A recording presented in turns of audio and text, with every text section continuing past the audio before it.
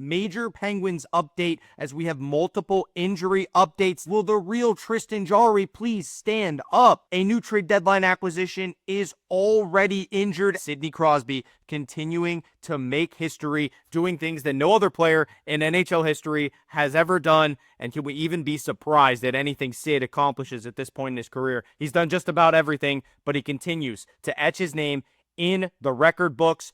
Let's first get you guys to subscribe to the channel before we go any further. Penguins Digest, if you haven't subscribed, hit that sub button, and we'll keep you up to date on the latest Pittsburgh Penguins news, rumors, updates, and analysis here on Penguins Digest. And right now, today, we have so much to talk about, including injury updates to a lot of key players on this roster. And then we'll get into Tristan Jarry, because this has been a roller coaster all season long for Jarry, playing his best hockey of late. What does that mean for the Penguins? And then we'll get into Sidney Crosby and more history that he made last night against Vegas. But injuries are continuing to add up for these Pittsburgh Penguins.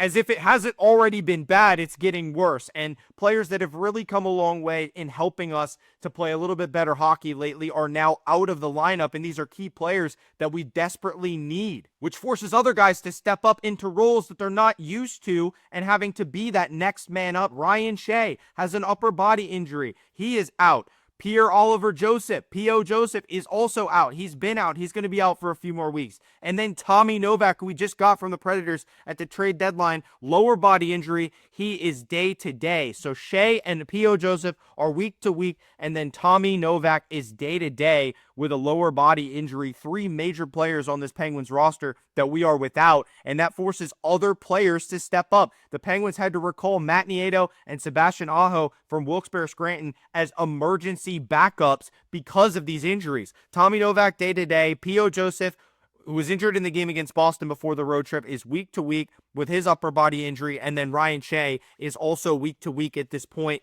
Nieto was waived back on February 26th, and he was cleared the following day from waivers. He's back in the NHL with the Penguins as an emergency backup forward in case they need somebody to step into the lineup because of more injuries mounting for this Pittsburgh team. And then Sebastian Aho, a 29-year-old defenseman that signed a two-way contract with the Pens. He has not yet gotten a shot at the NHL level since he was signed by the Pens, but he has been playing well in the AHL this season, so he is an emergency backup if they need him. But really, it's just these key players being injured and then next man up mentality, guys stepping in to these situations that they are not used to, like Kolyachonok is now on the first line playing alongside Kris Letang, a role that Ryan Shea took because he was playing so well, and now he's hurt. So he got his contract extension. He's on the team next year now for Ryan Shea. At least he got that out of the way. But I'd like to see him out there. He's been great. P.O. Joseph still trying to find his footing with the Penguins since the trade from St. Louis. And him not being in the lineup doesn't help him prove himself to Mike Sullivan and the rest of the coaching staff.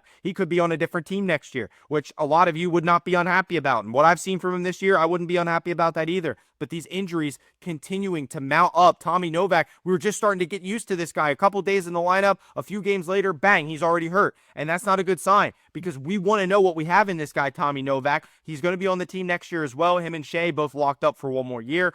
But Tommy Novak, he's one of those prize players that we were able to acquire at the trade deadline that we're really just trying to get an eye for, get a feel for in this lineup, see where he fits in. Should he be on a line with Philip Tomasino?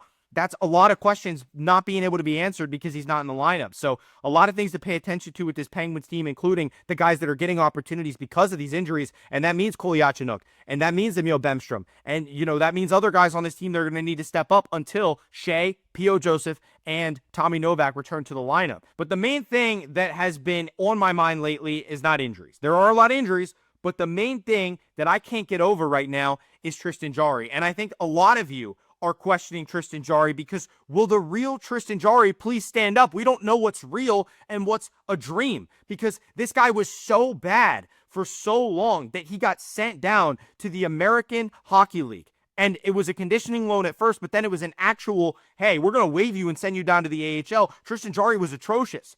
Now he gets called back up. He's taking over as a starting goalie from Alex Nedeljkovic, and he is going absolutely ludicrous as the Penguins starting goalie. He looks like Tristan Jarry, the one that got the contract all over again. He stole the game last night for the Penguins. They did not deserve to win that game against the Vegas Golden Knights, but Jarry was a brick wall. What happened? When we needed him to play well, he played terrible. Now that we don't care if he plays terrible, he's playing fantastic. The one thing that's being benefited from him playing this good is his trade value, and that should be a priority for the Penguins moving forward this season, according to this article, and according to me as well, because we are definitely trading Tristan Jarry. Jarry's not playing for a spot on the team next year. He's already lost faith with his coaching staff. He's already lost faith with this management. He is not going to be our guy. I can tell you that with confidence. But what he is playing for is a job on another team next year, because this summer we can still trade him and get his contract off the books. Tristan Jarry returning to the Penguins and playing out of his mind. And there in the article, it also says the Penguins didn't deserve a win last night, but Tristan Jarry was an actual brick wall. He stole the game, something that Penguins goalies have not done all season long. And in big picture perspective on this whole Jarry situation is that nothing is changing. The Penguins still don't trust him. Management still doesn't trust him. He's not the guy. They gave him the contract. He betrayed us by playing so bad after he got the contract. And regardless of how he plays down the stretch, he's literally just playing for trade value at this point, because the Penguins are still going to try to move on from Jarry because they have so much potential in the farm system right now. So trading Jarry is a big priority this offseason, because Marchand, Larson, Blomqvist, all of these young goalies in the system are going to want to crack at it next year come September whenever we're playing preseason games. We're expecting either Marchand to take that job or Blomqvist to take a step up this offseason, or maybe even Larson, who we haven't gotten a look at yet. Ned's not the guy. Jarry's not the guy. I would expect both of them to be traded this offseason, but right now Jarry is helping our team in a lot of ways by increasing his trade value and tempting teams to take a risk on him, because we've seen what he can do. We saw it before the contract. Now we're seeing it after the contract. He's stealing games for the Penguins. He's making a not-so-good team win games. And not that we want to win games at this point, and that's why it's so conflicting. Because when we wanted to win, he wasn't there for us. Now that we don't necessarily need to win games, he's a brick wall. So it makes no sense. Everybody's confused. I'm very confused. And if you look at the bottom of this, which is what I want to draw your attention to, the trade that we can point out, Darcy Kuemper for Pierre-Luc Dubois. That is the type of swap that we're looking at if Tristan Jarry can increase his trade value just enough that another team will bite.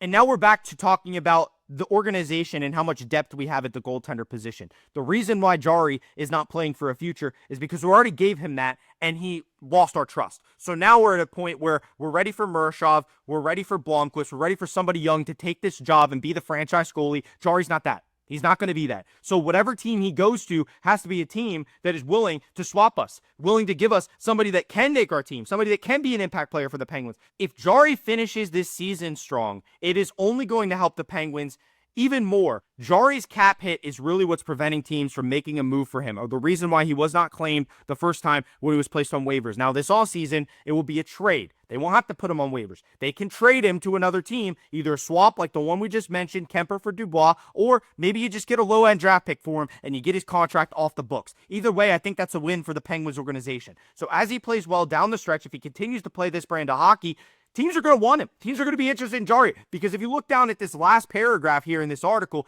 there are some very subpar or mediocre goaltenders that are being paid a similar contract to Tristan Jarry right now, and with the cap continuing to go up in the NHL, Jarry's contract is that much less daunting. So teams are willing to take that kind of contract on for mediocre goaltending, because that's what the market is right now. If you look at the trade block, there aren't any goalies you could just go out and get unless you're willing to pay a pretty penny for John Gibson or for Cam Talbot. There's not that many goaltenders out there. So for the Penguins, their best bet is to trade Tristan Jarry. There's a lot of teams out there that are desperate for goaltending, and maybe they pull the trigger and try to get Tristan Jarry. Maybe they have a little bit of depth on defense or on offense and they're willing to make a swap. I would love that, and the Penguins would love that, because they're done with Tristan Jarry and his shenanigans and his inconsistency. If he can play good hockey down the stretch and help his trade value, the Penguins can flip him in a heartbeat. And I don't put it past Kyle Dubas at all. He's going to find a way to trade Jarry one way or another, but if Jarry can play well enough down the stretch to help Dubas out, hey, that's one last thing that he can give this organization after we gave him all that money, because some team is going to be willing to take that contract because of the market for goaltending. And that's really the only argument that I need to make, is that the goaltending market's not great. If you want to trade or you want to sign somebody free agency, Tristan Jarry might be your best bet, I'll be honest. And that was the best bet for the Penguins at the time of signing Tristan Jarry. There wasn't anybody available. There wasn't anybody they could go get that was any better. So that's what teams are going to think this offseason as well. This summer, they're going to look at the market and they're going to say, hey, maybe we do take a chance on Tristan Jarry. Tristan Jarry, I mean, that stint in the minors really revamped him. He's back to being the Tristan Jarry that we remember. And again, I don't think the Penguins organization can gain that trust back, and Tristan Jarry playing well down the stretch. There's not enough time for him to prove that back to us, but it might be enough time for him to prove it to other teams that he still got it and that he could be an effective goaltender. And the part I want to point out on this part of this article for you guys is that Jarry made a ridiculous amount of saves yesterday in order to steal the game for the Pittsburgh Penguins. He was at his best in the third period, robbing a breakaway and a wraparound within seconds of each other to protect a 1-goal lead. When the game was on the line, Jarry delivered. And the same crowd in Pittsburgh, in PPG Paints Arena, that was booing his name in midwinter was cheering his name instead. And that is the type of fans that we are in Pittsburgh. We are going to cheer when you deserve to be cheered, and we are going to boo you when you deserve to be booed. And Tristan Jarry finally deserved our love. He got our love. He stole us a win. And thank you, Tristan Jarry. That was a spectacular performance last night. But that's really the type of performance that people are going to mark and say, hey, this is the guy you're getting if Kyle Dubas decides to trade him, like I said, for a mid-round pick or maybe just a player swap in its entirety and get that contract off the books, because we have plenty of goaltending in this organization that's a little bit more reliable. This is the second stop on the Tristan Jarry redemption tour, if you will, based on this article. He played phenomenal against the Minnesota Wild. He got our attention when he outdueled Marc-Andre Fleury and actually got us a win, snapping a losing streak. And then last night, he played even better against the Vegas Golden Knights, stopping 36 of 38 shots. And the Penguins got the game winner from Erik Karlsson, who's also playing to increase his trade value this summer. Jarry is playing up to his capabilities, is what Mike Sullivan said. Obviously, he was the difference in the game tonight. I thought he was spectacular, and he was. And now the Penguins are 26, 31, and 10. Does this help the Penguins at all? No, it doesn't help them, because it doesn't matter if we win games at this point. We're playing for a better draft pick, so winning games is actually hurting us at this point. That's why I'm so upset and why I'm so fired up about this, is because when we needed Tristan Jarry, he wasn't there. Now that we don't need him, he's there, and it's so inconsistent. Tristan Jarry needs to be traded, and he will be traded this offseason, especially if he continues to play like this and help his own trade value, help his own case, and make a case to be the starting goalie for another team, because Pittsburgh is done with Tristan Jarry. And that's why I'm saying, can the real Tristan Jarry please stand up? If you're actually a good goalie, show us that down the stretch so that we can trade you away this summer. Now we get to talk about Sidney Crosby, because Sid made even more history last night against the Vegas Golden Knights. He continues to do things that no other player in NHL history has ever done, and nothing that Sid does surprises us anymore as Penguins fans, because this dude is just awesome. And obviously last night he scored 2 goals, helping the Penguins beat the Vegas Golden Knights, and that second goal was a historic goal for Sidney Crosby. Another multi-goal game for Sid the Kid means that he has now scored multiple goals against 31 different franchises in his NHL career. That was his 105th career multi-goal game for the Penguins, second among active players behind Alex Ovechkin. And this was a multi-goal game against 31 different franchises, making that the most among all players in NHL history. The only teams he hasn't gotten multiple goals against, the Pittsburgh Penguins and the Utah Hockey Club. So congratulations to Sidney Crosby. Unbelievable achievement. What a feat to score multiple goals against 31 different teams and to do it 105 times in his career. That is special. And Sidney Crosby is special. We've seen his entire career, and he continues to get the records to back that up on his way to the Hall of Fame, because Sidney Crosby, arguably one of the greatest players of all time in NHL history, and just continue to etch his name in history. This is unbelievable to watch. And Sidney Crosby, hey, let's get him Mitch Marner. You guys go check out the other video that I made right before this yesterday, talking about Mitch Marner maybe being a free agent signing by the Penguins this offseason. Could you imagine him setting up Sidney Crosby, getting even more multi-goal games? You never know. But right now, Tristan Jarry is on a mission. We're going to continue to ride the hot hand with Jars in net, and hopefully this summer he has some trade value if he continues to play lights out like he has the last 2 games against the Wild and the Golden Knights. More Penguins hockey coming up, which means more episodes here on Penguins Digest. You guys subscribe to the channel if you haven't already, and we'll continue to provide daily content on this channel. Let's go Pens, and we'll see you on the next episode.